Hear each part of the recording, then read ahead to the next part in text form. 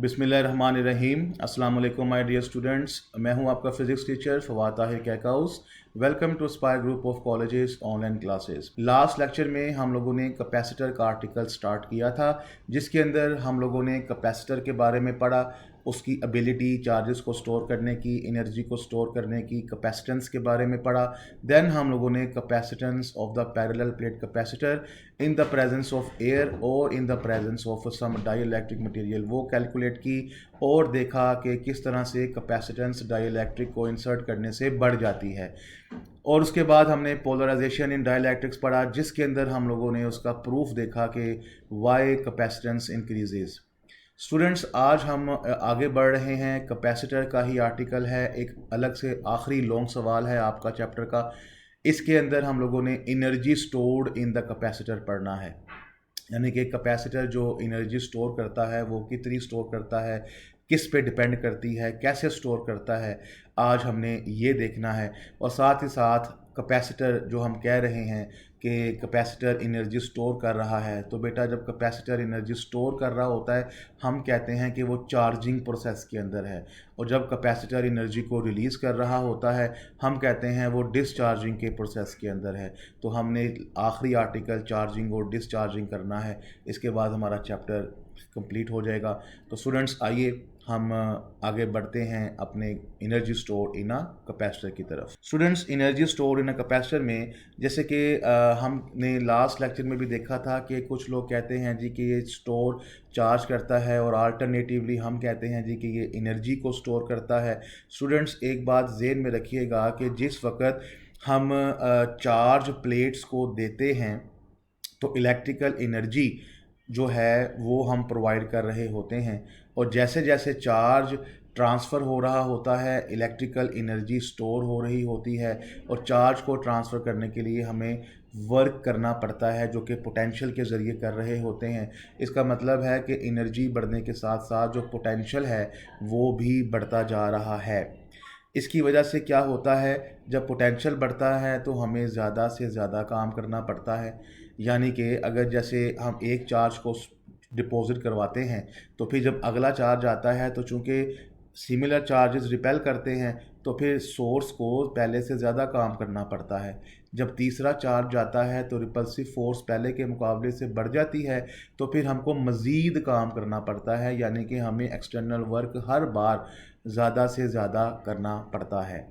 तो स्टूडेंट्स, मैं आपको लास्ट लेक्चर में भी कहा था कि हमारे पास कैपेसिटर एकदम से चार्ज नहीं होता, हमारे पास आहिस्ता आहिस्ता चार्ज होता है। स्टार्टिंग में जब हमने कोई पोटेंशियल नहीं दिया था कैपेसिटर के पास चार्ज ज़ीरो था, कोई चार्ज नहीं था।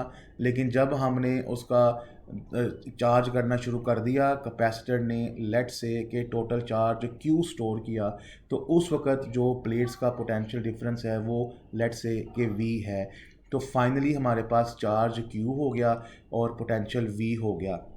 अब बेटा इनिशियली हमारे पास वो था ज़ीरो, और फाइनली हमारे पास पोटेंशियल है V। तो स्टूडेंट्स, आप मुझे एक बात बताइए कि जब ये ज़ीरो से V तक पहुंच रहा है तो उसको पहुंचते पहुंचते काफ़ी ज़्यादा वर्क करना पड़ रहा है, हर बार पहले से ज़्यादा। मैं एक एग्ज़ाम्पल आपके साथ शेयर करता हूँ। ये एग्ज़ाम्पल यहाँ पर आपकी 100% फिट नहीं बैठेगी, लेकिन जो मैं बात कह रहा हूँ कि कैपेसिटर आहिस्ता आहिस्ता चार्ज होता है वो समझ आ जाएगी। स्टूडेंट्स, मैं एक एग्ज़ाम्पल आपसे लेता हूँ कि मिसाल के तौर पर ये मेरे पास एक बोतल है, मैं इस बोतल में पानी को भरता हूँ। जब मैं इसको टैप के नीचे रखूँगा तो टैप ओपन करूँगा तो आप मुझे बताइए क्या फ़ौरन ही पानी यहाँ से यहाँ हो जाएगा?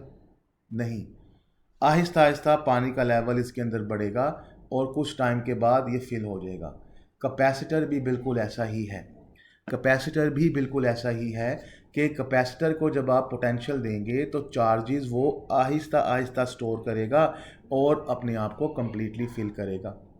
ठीक है, तो अब एक और बात आप ज़हन में रखिएगा कि जब भी हमारे पास ग्रेजुअली इंक्रीज़ हो रहा होता है, आहिस्ता आहिस्ता इंक्रीज़ हो रहा होता है, तो हर बार हमारे रिज़ल्ट्स पहले के मुकाबले में डिफरेंट आ रहे होते हैं। मींस कि अगर इसके पास पहले एनर्जी इतना चार्ज स्टोर करने के लिए उसको वर्क W1 करना पड़ा, तो इतना एनर्जी स्टोर करने के लिए उसको वर्क W2 करना पड़ेगा। इतना स्टोर करने के लिए वर्क W3 करना पड़ेगा, यानी कि हर बार पहले के मुकाबले में ज़्यादा करना पड़ेगा। तो इस चीज़ से बचने के लिए पार्ट 1 में आपने देखा था कि जहाँ भी आपके पास वेरिएशंस आएँ वहाँ पर आप उसकी एवरेज वैल्यू कंसिडर करते हैं। लिहाजा हम यहाँ पर पोटेंशियल की एवरेज वैल्यू लेंगे। तो बेटा एवरेज वैल्यू लेने के लिए इनिशियल वैल्यू 0 है, फाइनल वैल्यू V है, डिवाइडेड बाय 2 करेंगे तो 1/2V आपके पास पोटेंशियल आ जाएगा। तो स्टूडेंट्स आप जानते हैं कि पोटेंशियल हमारे पास W/Q है, यहाँ से वर्क निकालेंगे तो वो Q/V आ जाएगा। यही वर्क जो है उसकी पोटेंशियल एनर्जी में स्टोर होना है, तो हमारे पास पोटेंशियल एनर्जी QV आ जाएगा। अब चूंकि V आपके पास यहाँ पर एवरेज था, एवरेज वैल्यू लगाएंगे तो वो 1/2V आ जाएगा। अब बेटा जी आप जानते हैं कि कैपेसिटर के अंदर चार्ज CV के बराबर है, तो चार्ज की वैल्यू लगाएंगे तो पोटेंशियल एनर्जी जो उसने स्टोर की होगी वो ½ CV² आ जाएगी। इस तरह से आपने पोटेंशियल एनर्जी जो कैपेसिटर स्टोर करता है वो फाइंड करना सीखी। अब चूंकि बेटा आप जानते हैं कैपेसिटेंस हमारे पास C है और पोटेंशियल हमारे पास V है, तो कैपेसिटर की कैपेसिटेंस आपने लास्ट लेक्चर में देखी थी कि वो A/0 है, और पोटेंशियल आप जानते हैं कि वो ED के बराबर है। ये हम बार बार इसको यूज़ कर रहे हैं। दोनों वैल्यूज़ यहाँ पे इंसर्ट कीजिए। अब चूंकि V का स्क्वायर है तो E और D दोनों का स्क्वायर आ जाएगा। जो फैक्टर यहाँ से कटेंगे वो काट दीजिए। रिमेनिंग जो लिखा वो ये है, इसको मैंने थोड़ा सा रीअरेंज करके लिखा है, आप देख रहे हैं।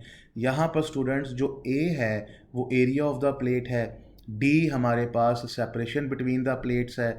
दोनों को मल्टीप्लाई करेंगे तो ये वॉल्यूम आ जाएगा, और A/D हमारे पास वॉल्यूम बिटवीन द प्लेट्स है, इसलिए मैं इसको वॉल्यूम लिख देता हूँ। वॉल्यूम को मैं अगले स्टेप में एनर्जी के नीचे ले जाता हूँ, तो बेटा एनर्जी ओवर वॉल्यूम हमारे पास एनर्जी डेंसिटी कहलाता है, यानी कि energy stored per unit volume. तो इसलिए एनर्जी डेंसिटी हमारे पास ये निकल आती है। अब इस सारी इक्वेशन में देखिएगा ये वाला सारा फैक्टर हमारे पास कांस्टेंट है, तो सिर्फ़ और सिर्फ ये डिपेंड किस पे कर रहा है, E² पे, यानी कि इन इलेक्ट्रिक फील्ड इंटेंसिटी के स्क्वायर पे। इट मींस हम ये कह सकते हैं कि capacitor in terms of electric field energy store करता है। ठीक है, ये बड़ा इंपॉर्टेंट की पॉइंट है कि कैपेसिटर किस फॉर्म में एनर्जी स्टोर करता है, इलेक्ट्रिक फील्ड की फॉर्म में स्टोर करता है। और याद रखिएगा ये हर किस्म की इलेक्ट्रिक फील्ड के लिए वैलिड है, यूनिफॉर्म, नॉन यूनिफॉर्म एक्सेट्रा। ठीक है, तो ये बेटा हमारे पास एक लॉन्ग क्वेश्चन था, energy stored in a capacitor, और आपने इसमें देखा कि किस तरह से कैपेसिटर ग्रेजुअली इंक्रीज़ होता है, आहिस्ता आहिस्ता एनर्जी स्टोर करता है। तो इसको आपने अच्छे तरीके से तैयार करना है। जो भी कन्फ्यूजन आए, जो भी मसला आए, लाजमी कमेंट्स में हमारे साथ शेयर कीजिए। हम चलते हैं जी चार्जिंग और डिस्चार्जिंग की तरफ कि कैपेसिटर चार्ज से क्या मुराद है, कैपेसिटर डिस्चार्ज से क्या मुराद है। पहले हम चार्जिंग को देखते हैं। स्टूडेंट्स जितने भी हमारे पास इलेक्ट्रिकल सर्किट्स होते हैं उनमें से ज़्यादातर रेजिस्टर और कैपेसिटर के कम्बिनेशन से बनते हैं, जिसको रेजिस्टेंस कैपेसिटेंस सर्किट यानी कि RC सर्किट कहा जाता है। ठीक है, ये मैंने एक डायग्राम आपको चार्जिंग को समझाने के लिए बनाई। इस डायग्राम में आप देख रहे हैं कि हमारे पास एक सर्किट है जिसके अंदर कैपेसिटर C लगा हुआ है, जिसके अंदर रेजिस्टर R लगी है, और यहाँ पर मैंने एक स्विच S लगाया है। जब मैं स्विच को टर्मिनल A के साथ अटैच करता हूँ तो आप देख रहे हैं बैटरी हमारे पास कनेक्ट हो जाएगी और वो पोटेंशियल V0 दे देगी, करंट चलना शुरू हो जाएगा, रेजिस्टेंस में से गुजरता हुआ कैपेसिटर में से गुजरेगा, कैपेसिटर की प्लेट्स के ऊपर पॉजिटिव चार्ज और नेगेटिव चार्ज आ जाएगा। जिस तरह इसके अंदर करंट गुजरता जाएगा, पोटेंशियल बढ़ाते जाएंगे, चार्जेस स्टोर इलेक्ट्रिकल एनर्जी की फॉर्म में स्टोर होते जाएंगे और इलेक्ट्रिकल एनर्जी स्टोर होती जाएगी, तो हम क्या कहते हैं कि कैपेसिटर क्या हो रहा है, चार्ज हो रहा है। ठीक है, तो स्टूडेंट्स हमारे पास ये सारी बातें मैंने लिख दी हैं, तो फिर मैं आपको फिर से रिकॉल करवा दूं, capacitor is not charged immediately, it gradually increases the charge. ठीक है, वो आहिस्ता आहिस्ता चार्ज को इंक्रीज़ करता है, लेकिन मैं अब एक मज़ीद पॉइंट ऐड करने लगा हूँ।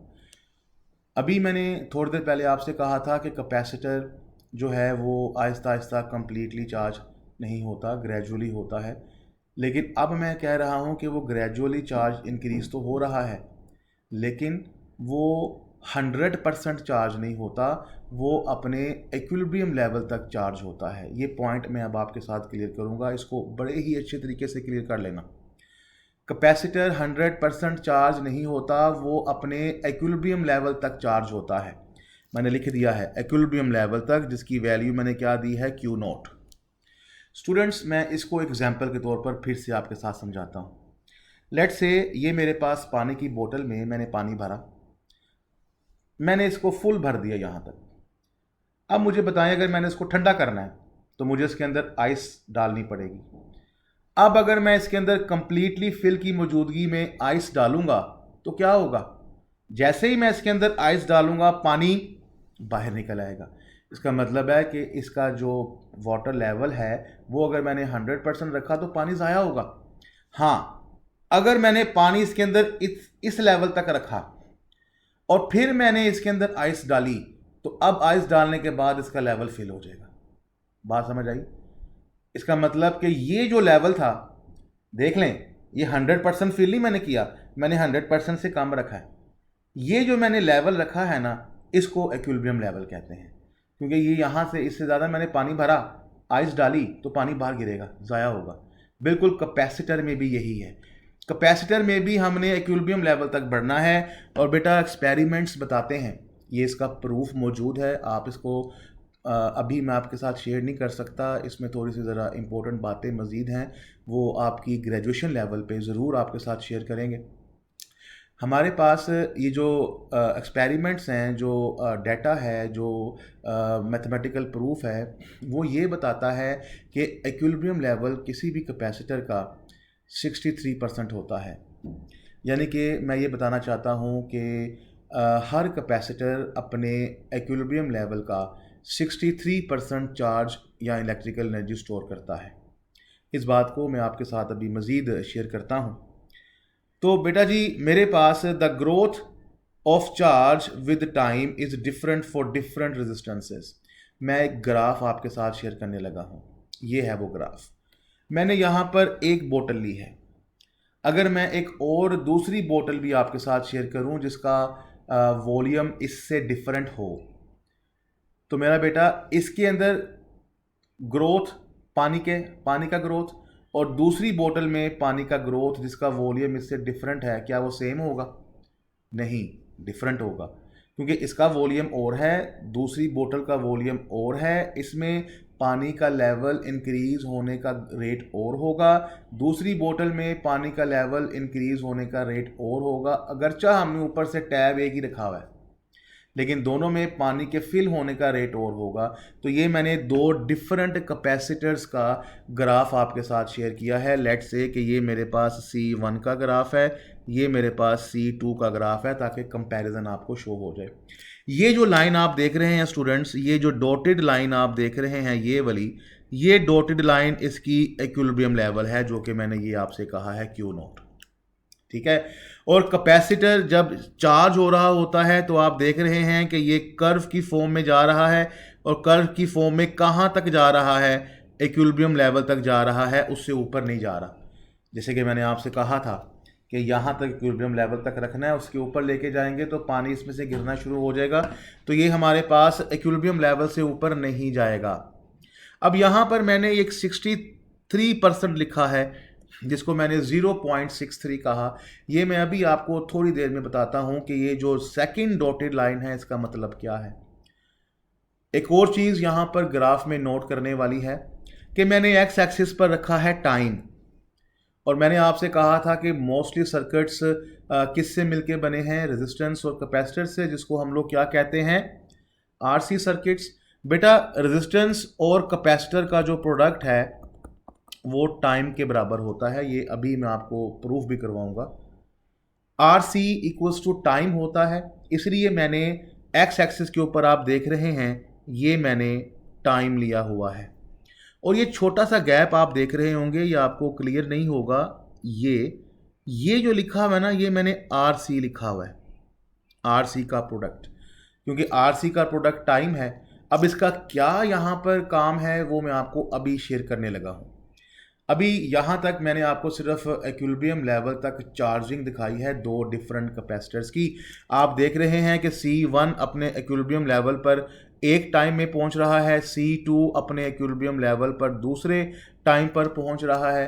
अब इसको देखते हैं students. According to the graph, charge जब ज़ीरो है, वो कब ज़ीरो है? जब इनिशियल टाइम था, यानी कि 0 सेकेंड के ऊपर।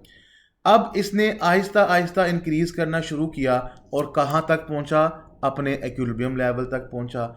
अब बेटा आप अगर किसी भी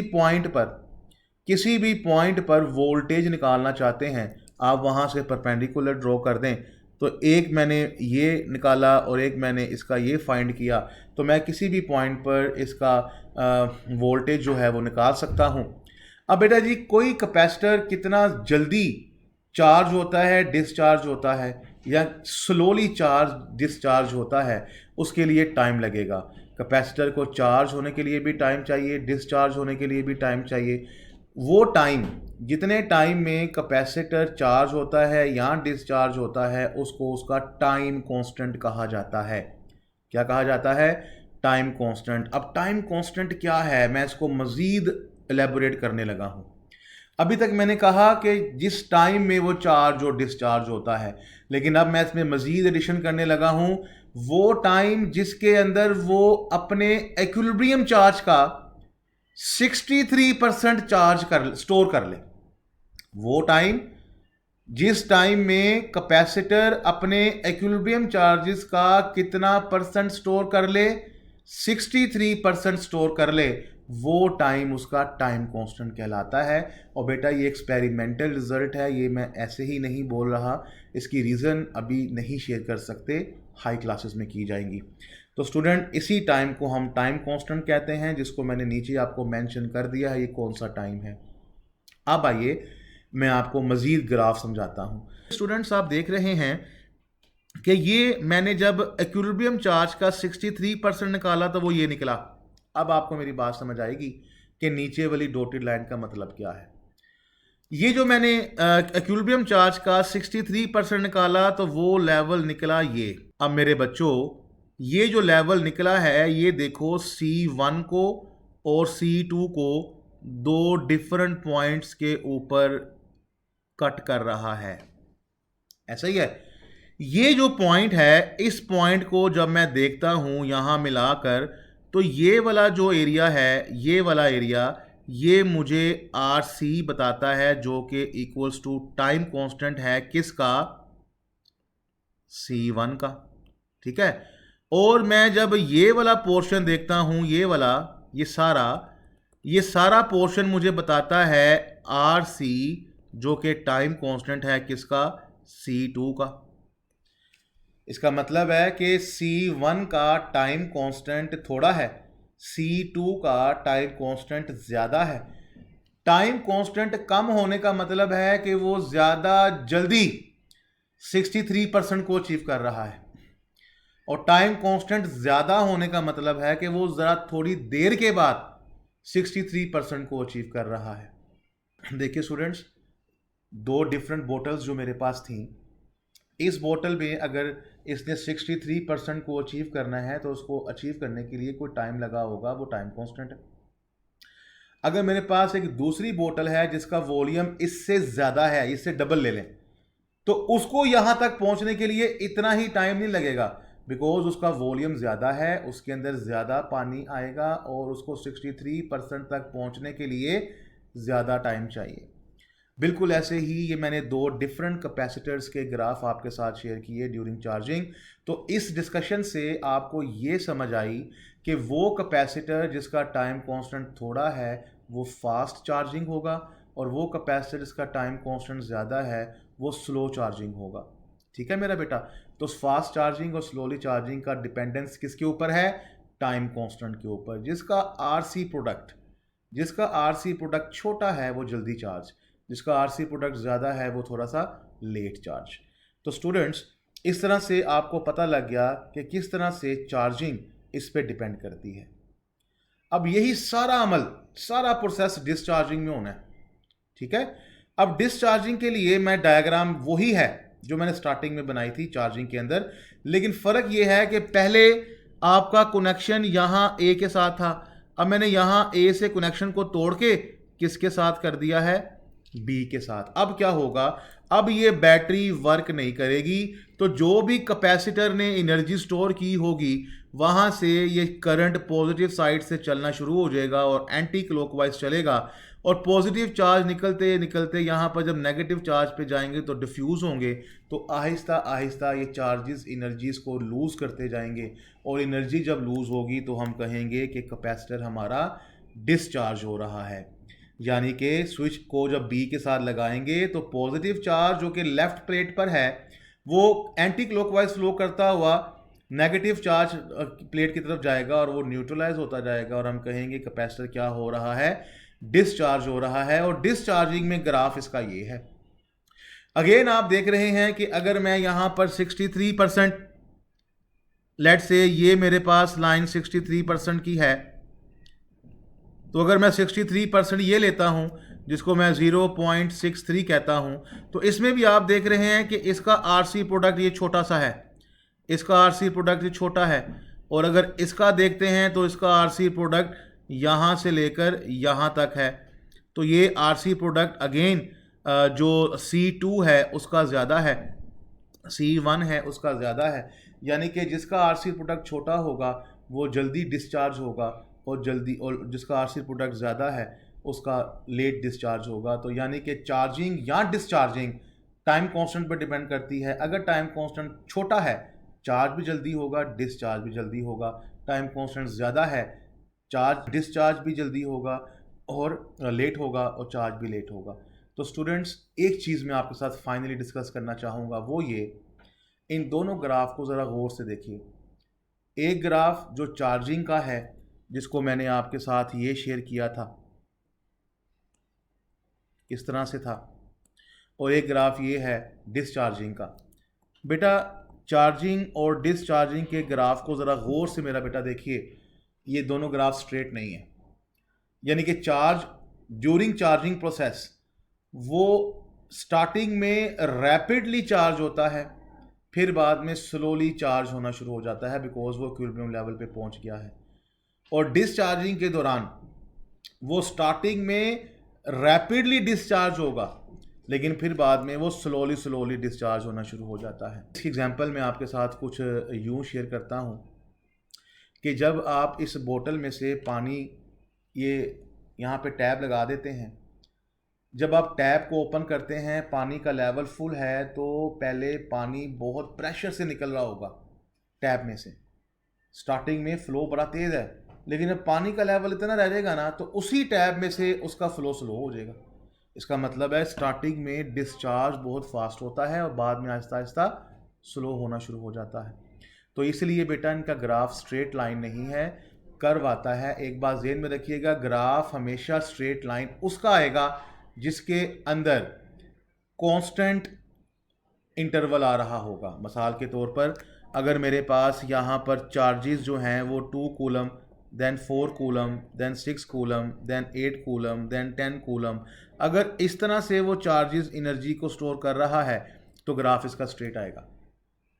लेकिन अगर चार्जेस यहाँ पर आ रहे हैं, पहले वो हमारे पास 2 कूलम स्टोर कर रहा है, फिर वो हमारे पास 2.6 कूलम स्टोर कर रहा है, फिर वो हमारे पास जो है 3.2 स्टोर कर रहा है, फिर जो है वो हमारे पास 3.5 स्टोर कर रहा है। अब इसमें एनर्जी तो इंक्रीज़ हो रही है लेकिन डिक्रीजिंग रेट से हो रही है। तो बेटा चूंकि इंटरवल अगर सेम ना हो तो फिर हमारे पास ग्राफ कभी भी सेम नहीं आता, और ये ग्राफ से आप क्लियरली देख कर कह सकते हैं चाहे चार्ज हो रहा हो चाहे डिस्चार्ज हो रहा हो, एकदम से रैपिड चार्ज और रैपिड डिक्रीज डिस्चार्ज नहीं होता, ग्रेजुअल होता है, स्लोली चार्ज होता है और स्लोली डिस्चार्ज होता है। यानी कि हमारे पास स्टार्टिंग में चार्जिंग के अंदर हमारे पास पहले थोड़ा सा स्पीड से चार्ज होगा, फिर बाद में स्लो होना शुरू हो जाएगा, और डिस्चार्ज में पहले ज़्यादा जल्दी डिस्चार्ज होगा फिर स्लोली डिस्चार्ज होगा, यानी कि कांस्टेंट रेट नहीं है। कहने का मतलब ये है कि कांस्टेंट रेट नहीं है, इसलिए ग्राफ इनके कर्व बनते हैं। तो स्टूडेंट्स, ये था हमारा चार्जिंग और डिस्चार्जिंग का कॉन्सेप्ट। इसको अच्छे तरीके से पढ़िए। आज का लेक्चर हमारे पास बड़ा इंपॉर्टेंट था। चार्जिंग और डिस्चार्जिंग इंपॉर्टेंट एमसीक्यूज और शॉर्ट क्वेश्चंस हैं। टाइम कांस्टेंट की डेफिनेशन पेपर में पूछी जा सकती है, आई भी हुई है। Energy stored in a capacitor हमारे पास लॉन्ग सवाल है। आज के इस लेक्चर में इतना ही है। अपना खूब ख्याल रखिएगा। नेक्स्ट लेक्चर के लिए अपने टीचर को इजाज़त दीजिए। अल्लाह हाफिज़।